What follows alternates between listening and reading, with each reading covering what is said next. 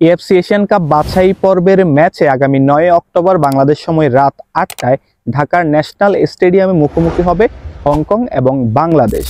Hong Kong এশিয়ার মধ্যম স্তরের দেশ, অপরদিকে বাংলাদেশ এখনো নিজেদেরকে এশিয়ান আসরে নিজেদেরকে হারিয়ে খুঁজছে। তবে এই যে সাম্প্রতিক সময়ের পারফরমেন্সগুলো রয়েছে, এগুলোর বিচারে আসলে এখন একটি প্রশ্ন ঘুরপাক খাচ্ছে, দু দলের মধ্যে এই ম্যাচে শেষ পর্যন্ত জয়ী হবে কারা।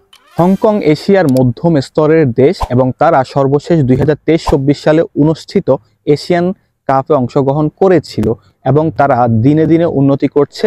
মধ্যম মাঠে তারা আসলে ভালো কন্ট্রোল ফুটবল খেলতে ব্যস্ত এবং ডিফেন্সিভলি তারা অনেক বেশি সলিড। অপরদিকে বাংলাদেশও কিন্তু ধীরে ধীরে উন্নতি করছে। বিগত সময়তে তারা আফগানিস্তান, কম্বোডিয়া এবং মালদ্বীপের মতো দেশকে হারানোর পরে হামজা শমীদদের আগমনে এই দলটা মোটামুটি একটা ব্যালেন্স দল গঠিত হয়েছে। সো আমরা আজকের ভিডিওতে দুই দলের কিছু পরিসংখ্যান জেনে নেব। হংকং তাদের সর্বশেষ 5 ম্যাচের 2টিতে পেয়েছে জয়, 2টিতে ড্র এবং একটি ম্যাচ পরাজিত হয়েছে। বাংলাদেশে অপরদিকে একই রকম চিত্র, 2টি ম্যাচে জয়, 2টি ম্যাচে ড্র এবং একটি ম্যাচে পরাজিত হয়েছে।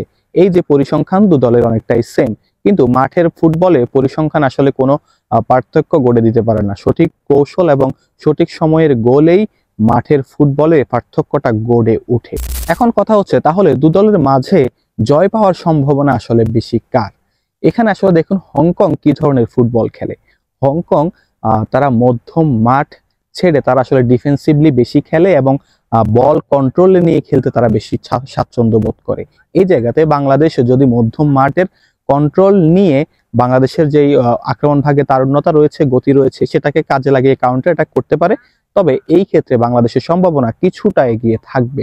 তবে সেটাই বললাম যে মাঠের ফুটবল আসলে খেলার পরেই বোঝা যায়। তবে দিন শেষে বাংলাদেশ যে উন্নতি করছে, এই নিয়ে আমরা আসলে আশা করতেই পারি যে বাংলাদেশ এই ম্যাচ জিততে পারে, কিন্তু হংকংও তো ছেড়ে কথা বলবে না। তবে আপনার কি মনে হয় এই ম্যাচে জয়ী হবে কোন দল? জানিয়ে দিন কমেন্ট বক্সে। দেখা হচ্ছে পরবর্তী ভিডিওতে। ভালো থাকবেন, সুস্থ থাকবেন। আসসালামু আলাইকুম।